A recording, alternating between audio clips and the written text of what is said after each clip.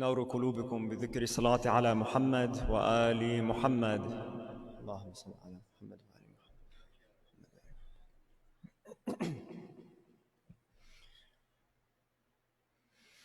أعوذ بالله من الشيطان الرجيم. بسم الله الرحمن الرحيم. والسماء ذات البروج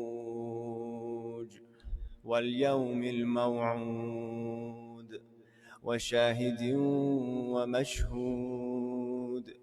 قتل أصحاب الأخدود النار ذات الوقود إذ هم عليها قعود وهم على ما يفعلون بالمؤمنين شهود.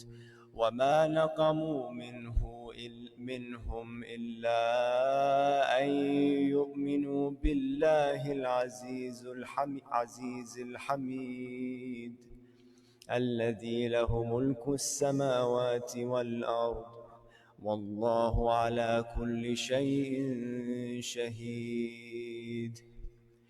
إن الذين فتنوا المؤمنين والمؤمنات ثم لم يتوبوا فلهم عذاب جهنم ولهم عذاب الحريق. إن الذين آمنوا وعملوا الصالحات لهم جنات تجري من تحتها الأنهار ذلك الفوز الكبير. إن بطش ربك لشديد إنه هو يبدئ ويعيد وهو الغفور الودود ذو العرش المجيد فعال لما يريد. هل أتاك حديث الجنود فرعون وثمود بل الذين كفروا في تكذيب والله من ورائهم محيط. بل هو قرآن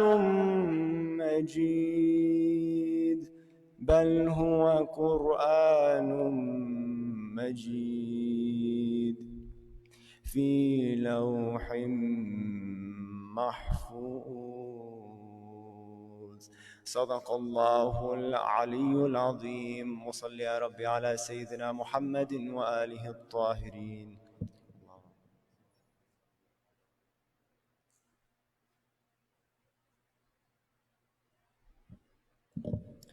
Sent Brother Anwar, thank you for starting us off with your great recitation. Assalamu alaikum, brothers and sisters. Welcome to our 7th night of our English Muharram program. We will be moving on to our lecture with Sheikh Abdulrahman Chirri, and followed by our majlis with Brother Yunus Mekki, inshallah. Each night we always have a sponsor for our nightly programs. And on behalf of tonight's sponsor, I ask that you all please recite Fatiha for Marhum Haj Nimr Harb, Allah yarhamuh. Bismillahirrahmanirrahim.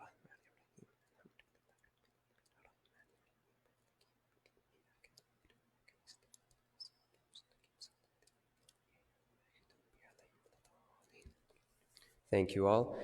Tonight's topic, the Sheikh will be speaking about patience. So please help me welcome him with a loud salawat. Allahumma salli ala Muhammad.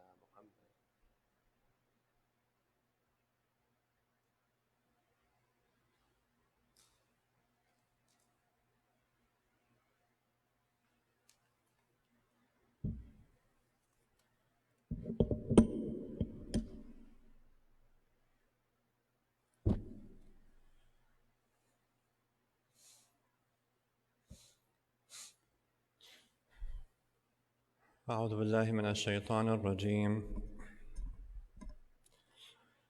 بسم الله الرحمن الرحيم. الحمد لله رب العالمين وصلى الله على رسوله المصطفى وخاتم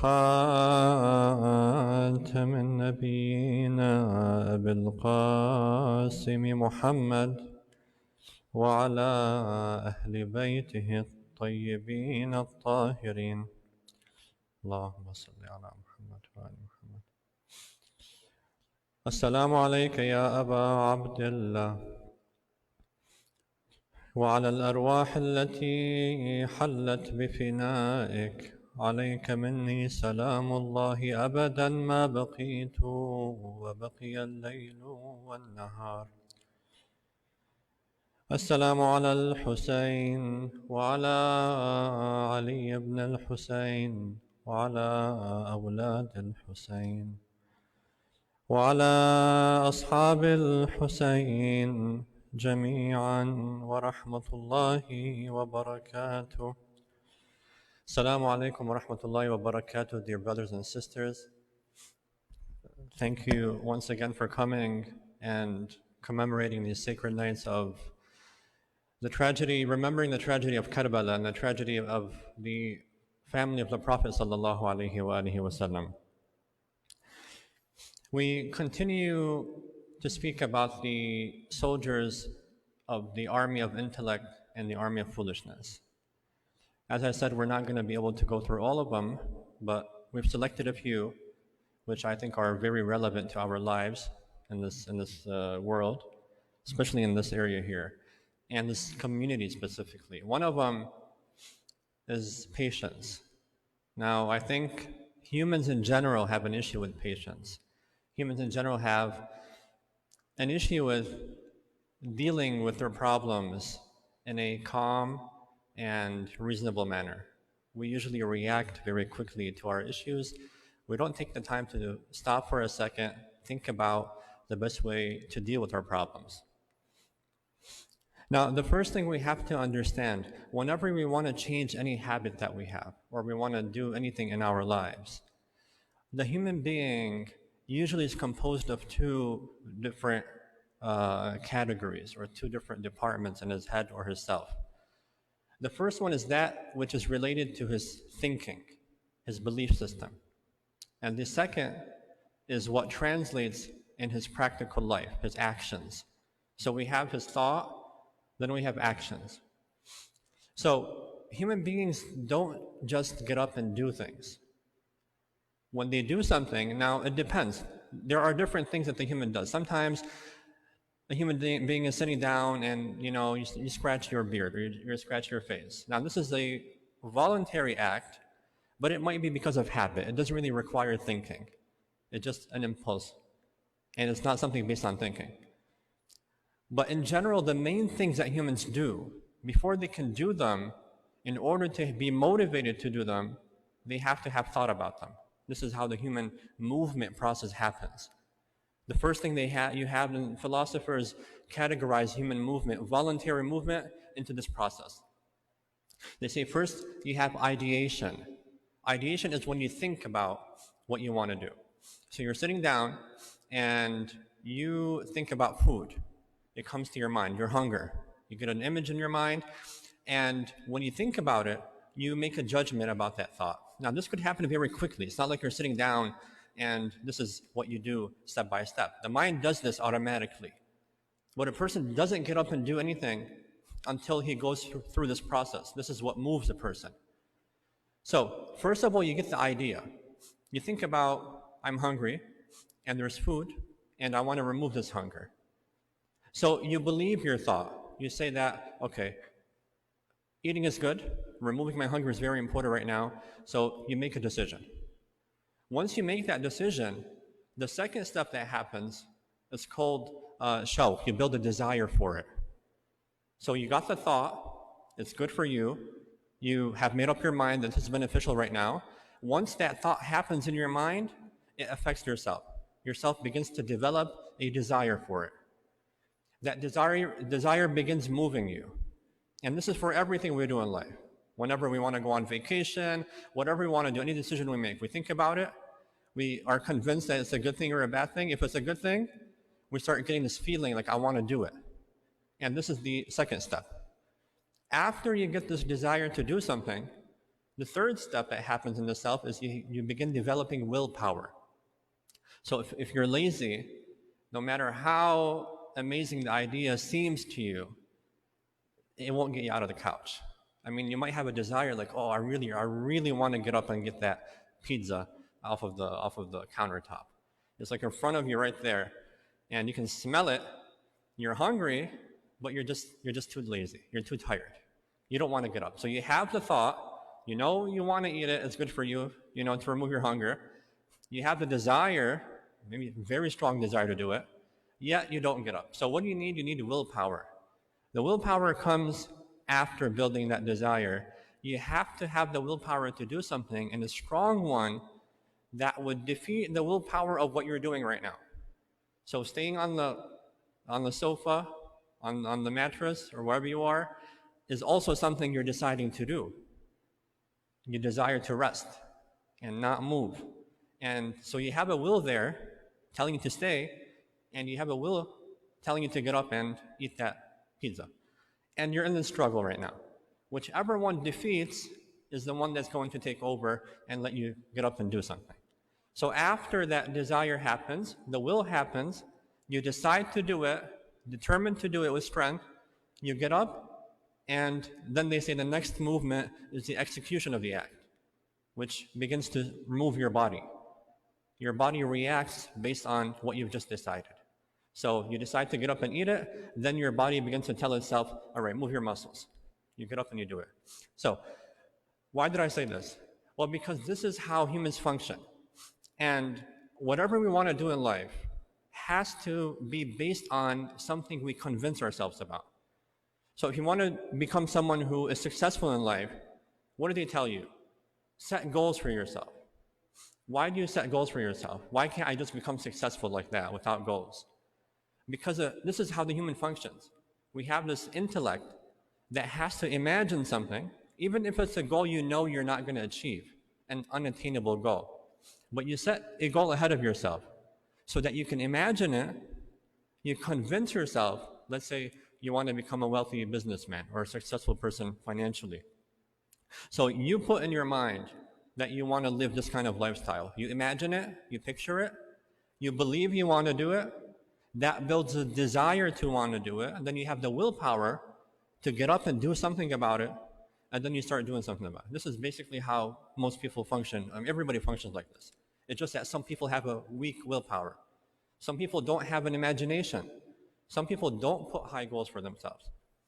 Religion comes, and because it speaks to human beings, God knows the nature of the human being, that this is how the human being functions. There's no human that does anything outside of this formula. This is how everybody functions. So when God comes, he knows that he has to target two things in a human being. First of all, target his imagination and his thoughts. And secondly, target when he begins to move, you tell him how to move. So it's not just good enough to move. So God comes and he puts these amazing ideas in our minds. That you as a human being, you have to live a life that would lead you to eternal happiness. First of all, you don't die and disappear. There's a very big difference if you thought that you die and disappear than if you thought you die and you move on to another life. And your whole life will change. Arabs, when they were pagans, they had an issue with this. They thought that, or they believed, that life ends and terminates at death. This was their final end. God was someone who just creates people. That's his job. And they even called him Allah. That was his name. It means the God. So they believe that God is a creator, creates human being. Humans live, die, and it's done. It's over. So they lived a life of misery in a sense, because they thought that whatever happens in this life is the end that you have. So you have to enjoy here as much as you can. And if you don't, then you've lost the only chance you've had in existence. So everything bad that happened to them in their life, they weren't able to get over it. They just thought it was misery, it was bad luck, and they began understanding their life this way. It was very negative, very pessimistic. And they always thought that luck is chasing them and ruining their lives. So Islam comes, and the first thing that the Prophet did was he wanted to change the understanding of life. Now, let's say you don't believe in Islam, you don't believe in this worldview, this understanding, but just take the idea and see what it does to an individual. You come to a person and you tell him, you know what? You don't actually end after dying. After you die, you go into this other world. In this other world, there's more stuff over there, and there's no tiring, there's no job you have to work if you do good. This creates this new imagery in the person's mind. If you say it in a convincing way and you make that person believe it, then their whole life will change based on that, right? So this is why you see like different religions, maybe different beliefs on the afterlife. It shapes the way the society behaves. If you believe there's heaven and hell after death, then you would behave differently than if you didn't believe there was heaven and hell after death, if you didn't believe there's a life after death. So what religion comes and does is it tries to give you this understanding of life that goes beyond the physical world. Not because it just wants to change your mind, because this is really how it believes it is. The spirit is not physical, it doesn't decay, it remains. So it targets that.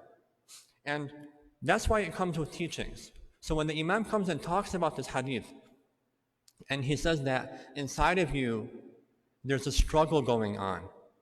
So imagine he just comes and says, okay, you have to be good and don't be bad. Does that move a person? It doesn't move her. So what does religion do? It comes up with stories. It comes up with fables. It comes up with images like this. When you picture what's happening inside of you as a battle, as a struggle, it's very different than if you just think you have to be a good person. If you're constantly imagining, this is what movies do to an individual. Movies are just ideas and thoughts, right? Most of the time they represent even human realities. Star Wars, for example, I'm sure everybody watched it. There's like this force of evil and force of darkness and stuff like that. This is imagination, but why do they do that? Because if a human sees this, you get motivated. When you see things that are inside of you or about life pictured in front of you, you're able to think about them, you're able to imagine them and be creative about them. It gives you better movement. It gives you more motivation. So that's why if you want to do something and you don't find yourself energetic enough, then you talk to yourself and you start trying to convince yourself why you want to do this. And the more you talk to yourself about it, you know what, it's good for me. If I go right now and I do this and I get it off my back, I'll relax for the rest of the day. You need to have that speech with yourself because you're trying to create that image in your mind that this is beneficial for you just so that you build this desire to get up and do something. So when the Imam talks about patience, or religion talks about patience, first of all, it talks about this world as a world of materialism, a world where philosophers describe it as the clash of the wills, this physical world. Why is it the clash of the wills? Because it's physical, every object occupies a specific space of its own. I can't stand here and someone stand in the same spot that I'm standing. I occupy the space. This is the physical world. There are limits, there are borders. This occupies the space. The time that we're consuming, we've occupied. In a non-physical world, you don't have this problem of occupying spaces. There isn't a physical space to occupy. So what happens here? You put a seed in the ground and the seed wants to grow. You know how many billions of things want to do something in that spot as well? Bacteria, humans want to, the wheels are clashing. The seed wants to grow, other stuff want to do their stuff as well. So there's always this struggle, trying to get what you want to get. And us in our lives, this is what we're doing. Everything we're doing is a struggle, every single day. We want to get something, we have to struggle for it. We have to move. I mean, moving is a struggle. Just, going to that door over there, I have to move my muscles, I have to cross this area, consume energy, move people away from my, that are standing in front of me. It's a struggle. So what religion tells us is that the nature of this world is like this. The first thing you have to do is you have to accept the fact that you cannot have a world or a life free of struggles in this world. You can't. You have to accept it. Most people suffer and have difficult times because they don't accept this fact. They insist on wanting to have a life that doesn't have any problem in it. They want everything to work out for themselves. Well, you can't. Sometimes you want something and 1,000 other people want something. Let's say you're applying for a job. You're not the only one applying for that position. You have 1,000 people putting their application in there. So you're in a struggle with this. You get accepted or the other person gets accepted. If you get accepted, you're happy, you're joyful, you think things are working out for you. If you get rejected, then you feel like nothing's working out for you. You get depressed, you get stressed, and so on and so forth. But the other person who got it, he thinks that his world is okay. He's happy now with this. He got his job. So we have this misunderstanding. Just because the nature of the physical world is like this, it doesn't mean that we have to suffer because it's this way. And to have a good life doesn't mean that we change the world around us. It's not going to work. Once you give in to this thought that I can't change how reality is, then you begin trying to resolve your problems in a different way. So you say, okay, first thing I have to set in my mind is the idea. The world is like this. There's no way out of it. So what do? Then I have to think of a different solution. What is emotion? What is reaction? If I have a difficulty or if I ran through a problem, what do I do to react to that in a way that doesn't make me suffer and be miserable? Since I can't get rid of my problems, how do I deal with my problems? Is there a way out of this? Or is it always going to be miserable in life? Well, patience is one of those things that allow us to manage our lives and go through our days without suffering and without feeling too miserable and get depressed or go through many mental problems. A lot of this is because we want things the way we want them. What patience does is allows you to take a step back and say, you know what? Let me work with this slowly. Let me make this work out. Let me make it work out. And let me not react to things in this way. And this is why the Imams or the Prophet ﷺ says that a person who has patience, he has the key to all well-being. If you have patience, then no matter what happens to you in life, you're able to encounter it in a very healthy way. You have difficulties in your relationship. The thing that will get you through it is your patience, not your anger, not your hastiness. It's always patience. Nobody was patient and regretted it. Nobody. I mean, for the most part. Throughout history, even us in our lives, whenever something happens and we do it quickly, you say, oh, I wish I waited a little bit more. I wish I handled this a bit more calmly, with more patience. So patience is one of those things that allows us to handle our difficulties, handle our problems without feeling miserable about what we're going through and the difficulties that we're having. In one of the hadiths of the Prophet ﷺ, he says that victory comes with perseverance. Perseverance meaning being patient and tolerating. And deliverance with hardship. And verily with difficulty comes ease. So after you have difficulty and you tolerate it and you're patient with it, at the end of the day, the thing is going to work out. And we all know this. And humans for the longest time have been saying this. There's always light at the end of the tunnel. Why do they say that? Because this is what really happens. Most of the time we suffer because of this image we have in our mind. We create a false reality. Nothing's working out. My life is so miserable. You're reacting to the thought that you put in your mind. But if you put in your mind that my life is so good, I'm happy, I'm healthy, I'm doing good. This didn't work out right now. It might work out later on. Maybe I didn't put enough effort in it. Your whole attitude, your whole internal self changes when you think like that. And if you keep thinking negatively, it's really not the reality that is hurting you. It's your thought, your understanding of reality that's hurting you. So if everything is in the mind, then why don't we sit down and try to work on our minds? Why don't we try to instill this positive mentality inside of ourselves? Because that's really what it is. Nothing outside is called misery. There's nothing called misery. There's nothing called anger, nothing called trouble or hardship. There's nothing. It's all inside of our minds. So our objective, again, as the Imam is trying to tell his people, his followers, is to fix what's inside of you.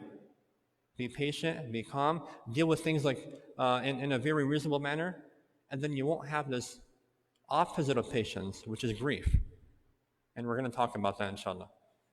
So if you don't have patience, you're going to have grief. You're going to have hardships in your life.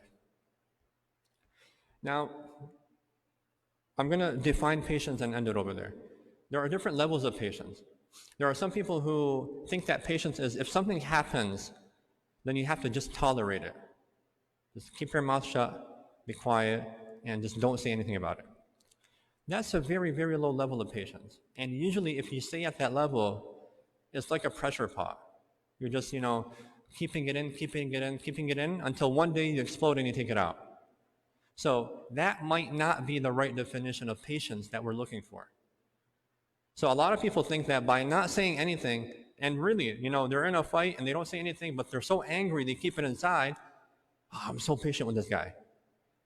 You're not really patient with him. You're just maybe good at not replying very quickly. Maybe it's not patience, it's something else.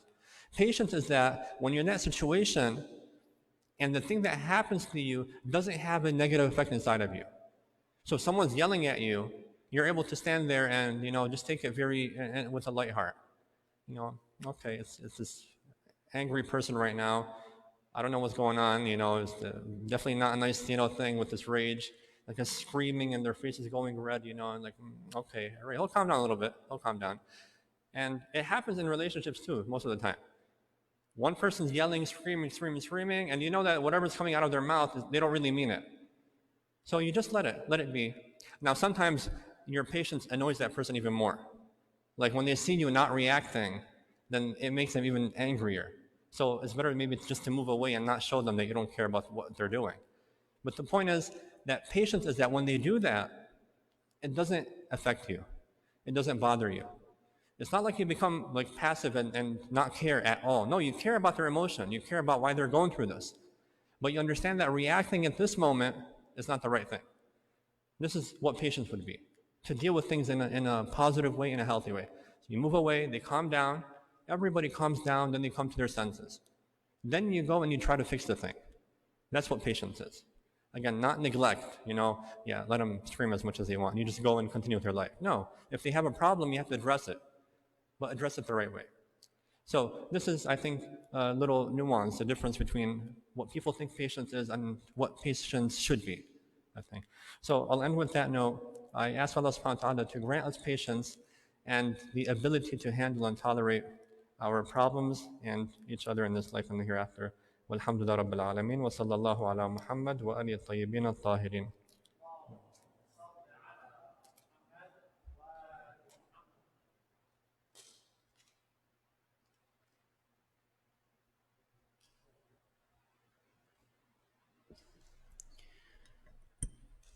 صلوا على محمد وآل محمد اللهم صل على محمد وآل محمد بسم الله الرحمن الرحيم صلى الله عليك يا رسول الله صلى الله عليك وعلى ابنك الحسين المظلوم الشهيد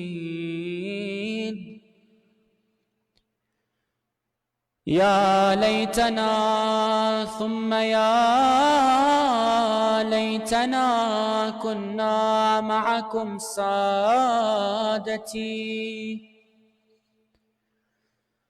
فنفوز والله فوزا عظيما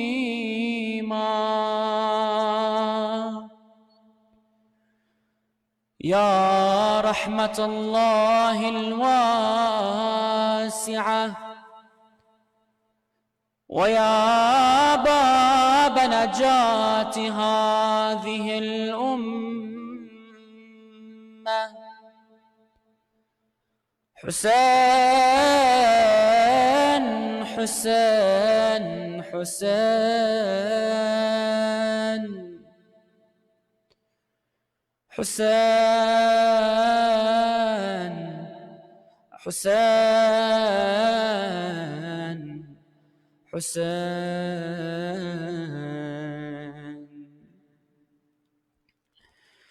تبكي لذكراك أقوام وأزمان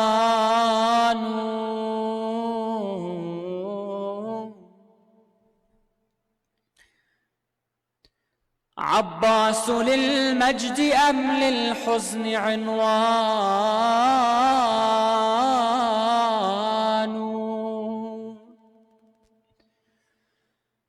تبكي لذكراك أقوام وأزمان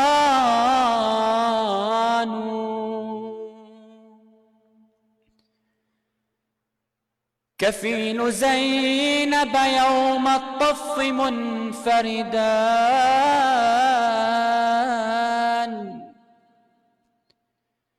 يلقى العدا بطلا والقلب ظمآن They watch from his hand the waterfall. They watch from his hand the waterfall. Between selflessness and the river, a waterfall. They watch from his hand the waterfall. Between selflessness and the river, a waterfall. And the fall that he had, what a fall.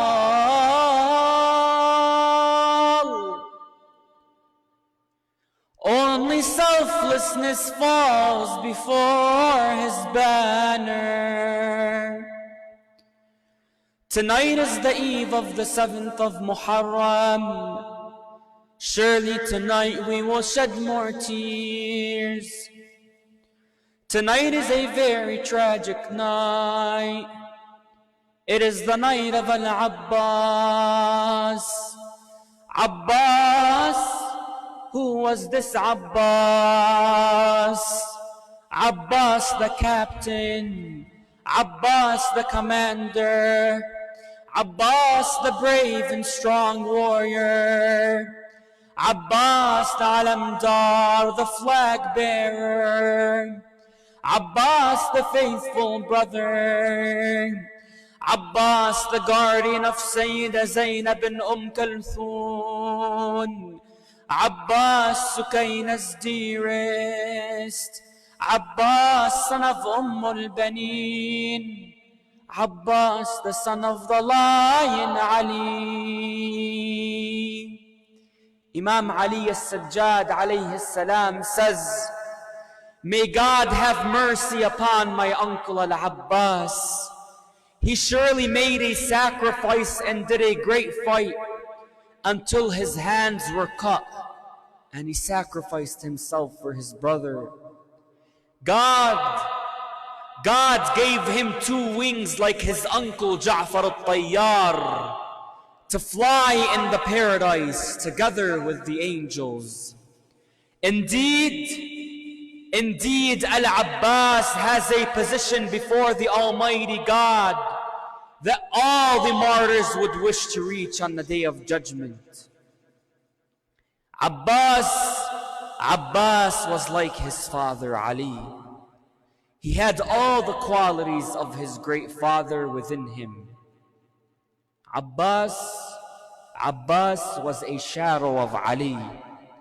Abbas was brave, Abbas was strong, Abbas was wise, Abbas was loving, Abbas was obedient and Abbas was faithful. His father Ali on his dying bed gave Abbas his hand to Hussein and said, "My son Abbas, Hussein is the son of Fatima. Abbas, you are my son. Abbas, Hussein is your master. You are Hussein's slave. Abbas, take care of Hussein." Since that day, Abbas had fulfilled Hussein's every wish like a faithful slave. Abbas treated Hussein like his master. He always treated Sayyida Kulthum and Sayyida Zainab al-Kubra with great respect. He followed Hussein like a shadow. Abbas was with Hussein in Karbala.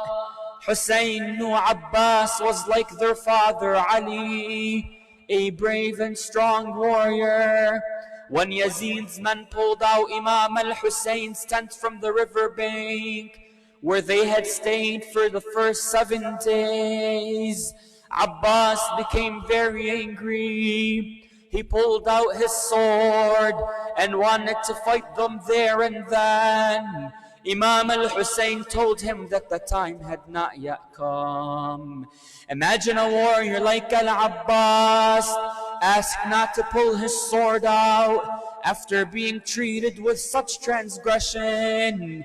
That, my respected brothers and sisters, needs great patience. Ashura came. Ali al-Akbar gave his last adhan. Hussein's companions prayed together Fajr prayer.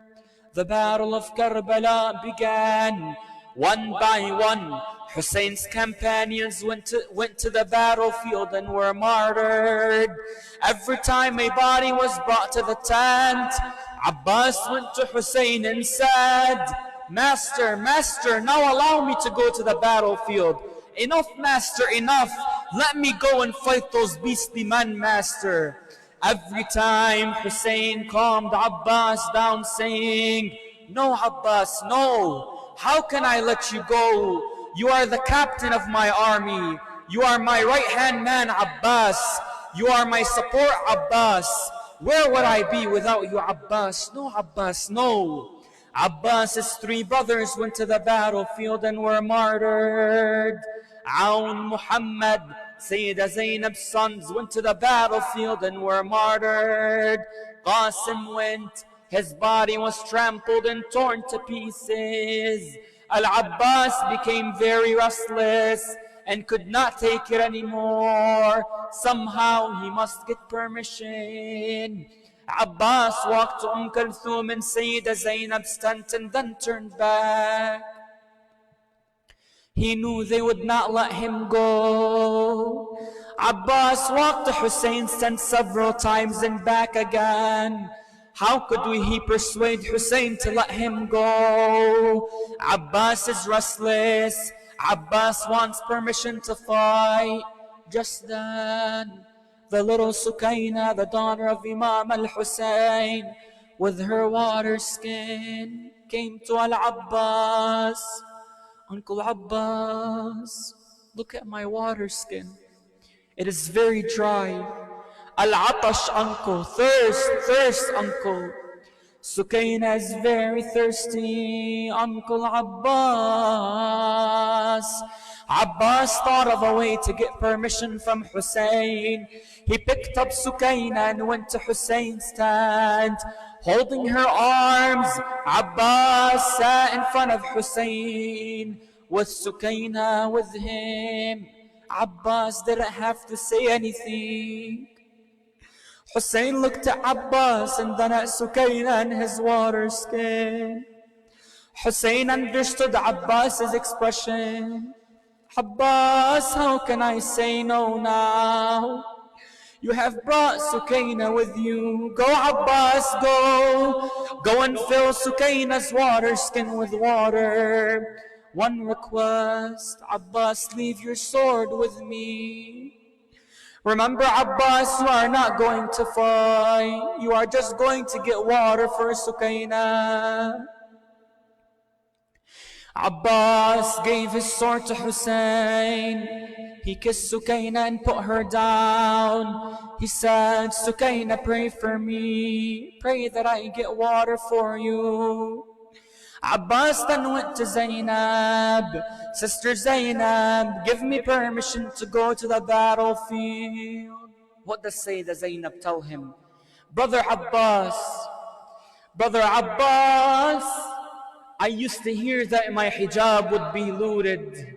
Abbas, I used to say, how dare could anyone snatch my hijab when I have 18 brothers, 18 family members with me.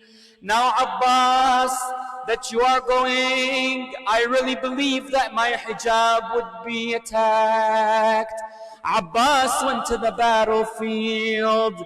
In one hand, Abbas carried the flag of Hussein's army, and in the other, he held a spear in Sukaina's water skin.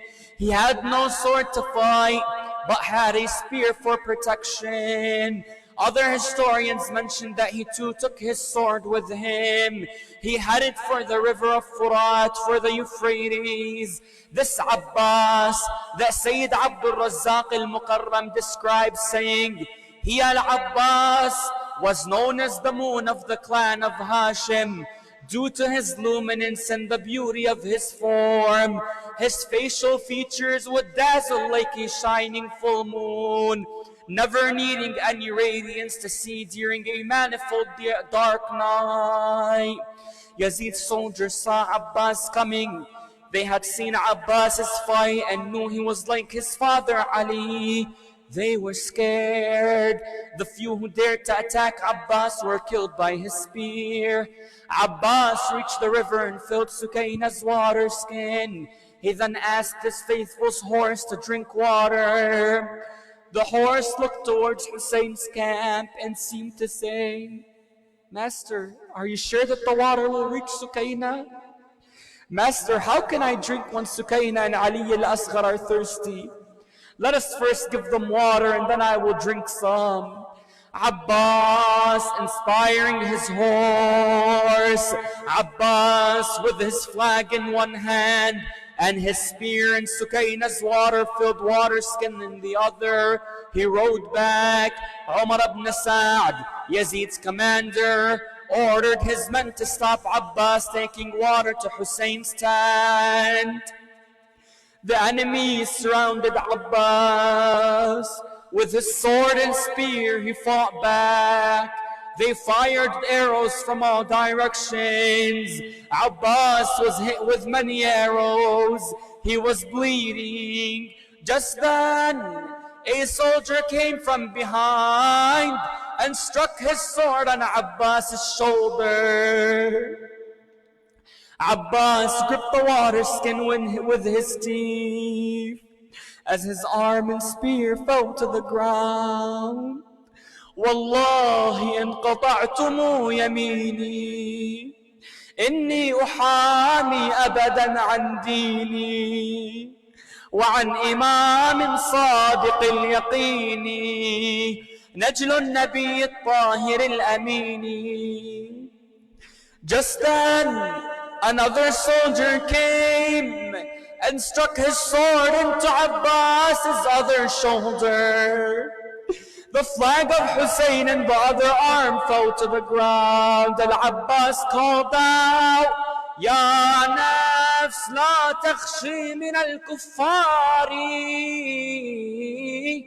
wa abshiri bi rahmat al-jabbari مع النبي السيد المختار قد قطعوا ببغيهم يساري فصلهم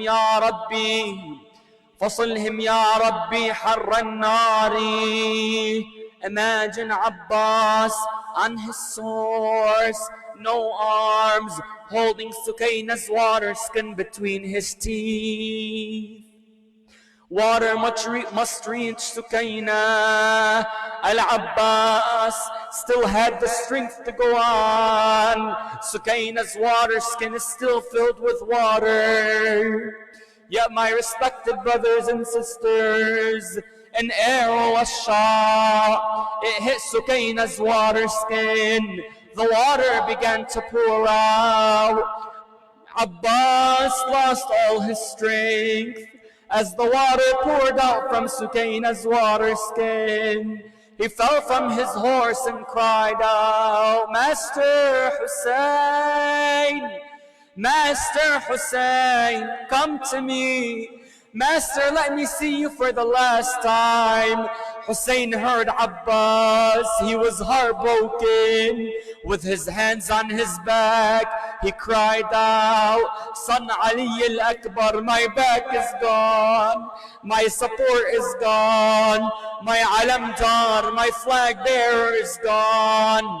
Hussein and Ali al-Akbar rushed to the battlefield. Hussein saw his brother lying to the ground. My brothers and sisters, the poets and the narrators, they point to a specific area in Al-Abbas' story that breaks the heart. Usually, my brothers and sisters, when we fall to the ground, what's the first thing that we get a hold of when we reach the ground? What's the first thing that keeps us from falling face first? Our hands. However, in Al-Abbas' situation, where were his hands to hold him from falling to the ground? Al-Abbas fell straight on his face, and so the arrows that pierced his body kept digging deeper and deeper and deeper into him.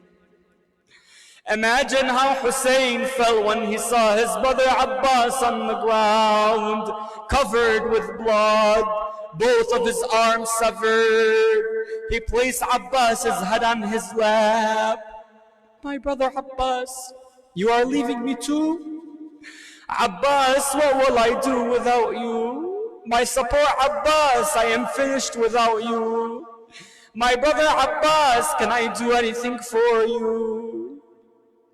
Al-Abbas tells him in his last breaths, yes, Master, when I came to this world, I saw your face first. Now as I am going from this world, Master, I would like to see your face for the last time. May Allah allow us to see Hussein's face in our last breath. Abbas, why can't you see me? Master, my eyes are covered with blood. Imam al-Hussein cleaned Abbas's eyes, one of which had an arrow dug in it.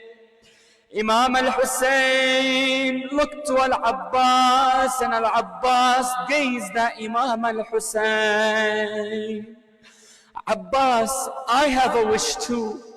All your life you have called me master. Once, brother Abbas, just once call me brother. Abbas said, Hussein, my brother, do not take my body to the tents. I am ashamed of myself. I don't want Sukaina to see me. I don't want my sisters Kulthum and Zainab to see me like this. I don't want to see them cry. I'm ashamed of myself. Abbas took his last breath. He then died in Imam Hussein's lap. It's as if Imam al-Hussein says, brother, I woke from a dream where from me you were absent. I called your name, no answer, nor did rest with me your scent. Yet when I woke from this dream, my eyes saw what I had dreamt. Far from me I saw your flag, and empty I found your tent. Abbas, my dreams they haunt me. Abbas, why did you leave me? Our oppressed Imam al-Hussein, what should he do now? Imam al-Hussein picked up Imam al-Abbas's flag and tied Sayyidah Sukaina's water skin to it. Sayyidah Sukaina saw the flag coming. She called out to the other children, "Children, come children, my brothers and sisters. My uncle Abbas is coming with water. I will give you all water. Come children, come." Hussein reached the tent. He cried out, "Zainab, help me Zainab. The flag has not come. The flag bearer has not come. The flag has come, but the flag bearer has not. Inna lillah wa inna ilayhi raji'un."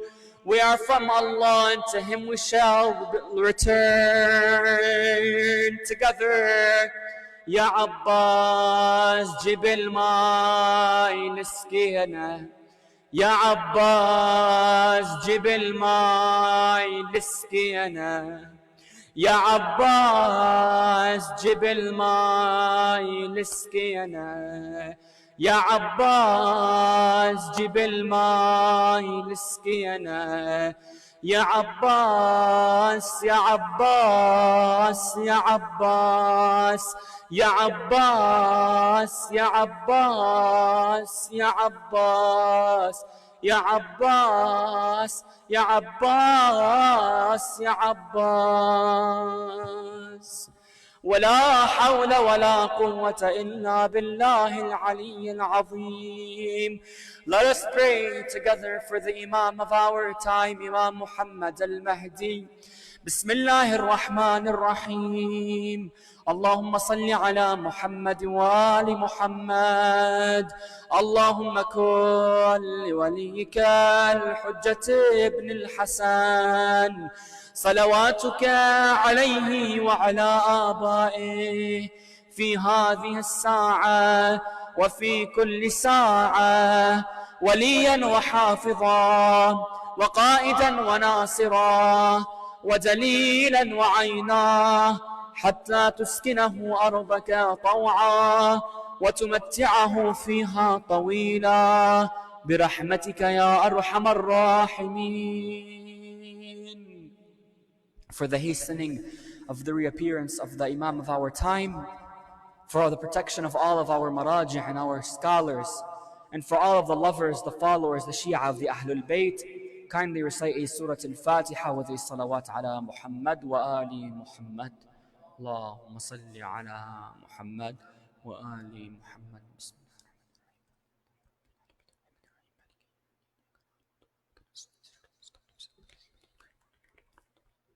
Assalamu alaikum wa rahmatullahi wa barakatuh.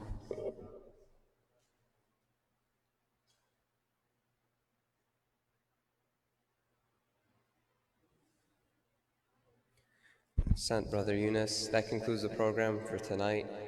Join us again tomorrow at 7:30 p.m. inshallah. Assalamu alaikum.